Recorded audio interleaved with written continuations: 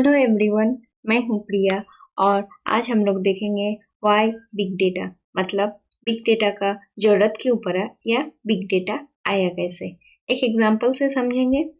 Rocky smartphone use करता है और सेल्फीज, फोटोज, वीडियोस, रील्स ये सब बनाता है जिसकी वजह से मेगाबाइट वॉल्यूम का डेटा जनरेट हो रहा है। सिमिलरली हेमा गूगल से कुछ डाउनलोड या अपलोड करती है जिसकी वजह से गीगाबाइट वॉल्यूम का डेटा जनरेट होता है। जॉन ऑनलाइन शॉपिंग साइट से शॉपिंग करता है जिसकी वजह से गीगाबाइट वॉल्यूम का डेटा जनरेट होता है। हमने कुछ इंडिविजुअल यूजर्स के डेटा जनरेट करने की कैपेसिटी को देखा जो कि मेगाबाइट या गीगाबाइट तक है। बट अगर ये नंबर ऑफ यूजर्स बहुत ज़्यादा हो जाए और डेटा का वॉल्यूम मेगाबाइट या गीगाबाइट से बढ़कर टेराबाइट, पेटाबाइट या उससे ज़्यादा हो जाए तो ये वॉल्यूम को हैंडल करने की कैपेसिटी हमारे ट्रेडिशनल डेटाबेस के पास नहीं है। हमारा traditional database for example RDBMS सिर्फ मेगाबाइट से गीगाबाइट तक के डेटा को हैंडल कर सकता है, पर टेराबाइट, पेटाबाइट इससे ज़्यादा वॉल्यूम को वो हैंडल नहीं कर पाता है। एक डेटा के अकॉर्डिंग 2021 में बिग डेटा का मार्केट 132 बिलियन का था जो कि 2027 तक 558 बिलियन होने का चांस है।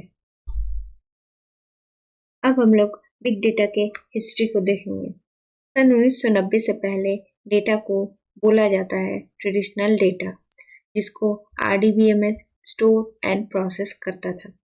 देन टाइम के साथ इंटरनेट का यूज बढ़ने लगा और ये ट्रेडिशनल डेटा बन गया बिग डेटा। 1990 से बिग डेटा पिक्चर में आया।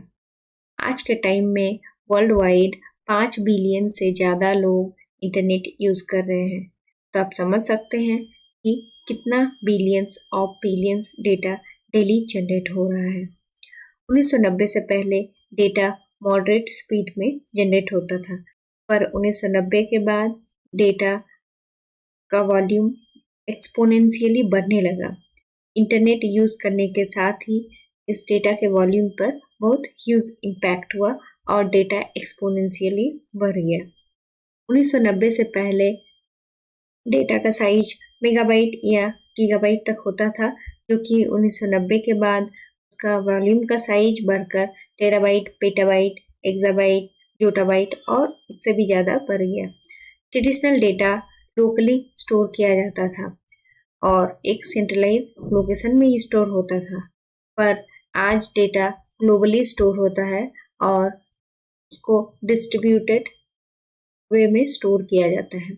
मतलब वर्ल्ड वाइड डिफरेंट जगह पर डेटा को स्टोर किया जाता है, जिसको बोलते हैं distributed storage. RDBMS structured data को हैंडल कर पाता है, पर 1990 के बाद मोस्टली डेटा मतलब 90% ऑफ डेटा अनस्ट्रक्चर्ड नेचर का जनरेट होने लगा, जिसको हैंडल करने की कैपेसिटी RDBMS के पास नहीं है। ये सभी कुछ चैलेंजेस है जो बिग डेटा के साथ आया। 1990 से बिग डेटा जनरेट होना स्टार्ट हो गया था।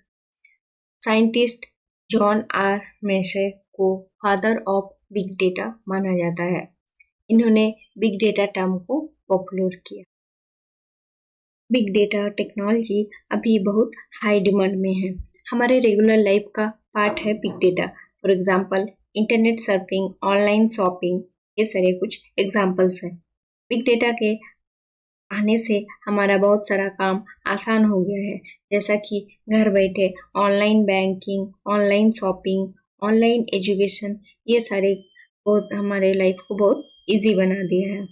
बिग डेटा के आने से पहले सिर्फ कुछ डेटा को इम्पोर्टेंस दिया जाता था और बाकी डेटा को इग्नोर किया जाता था, पर बिग डेटा ने डेटा को और ज़्यादा वैल्यूएबल बना दिया है। इसीलिए आज के टाइम में डेटा को एक एसेट की तरह माना जाता है। Machine learning, deep learning, AI, data science, ये सभी हमारा फ्यूचर है और बिग डेटा के बिना इन सब का कोई यूज़ नहीं है।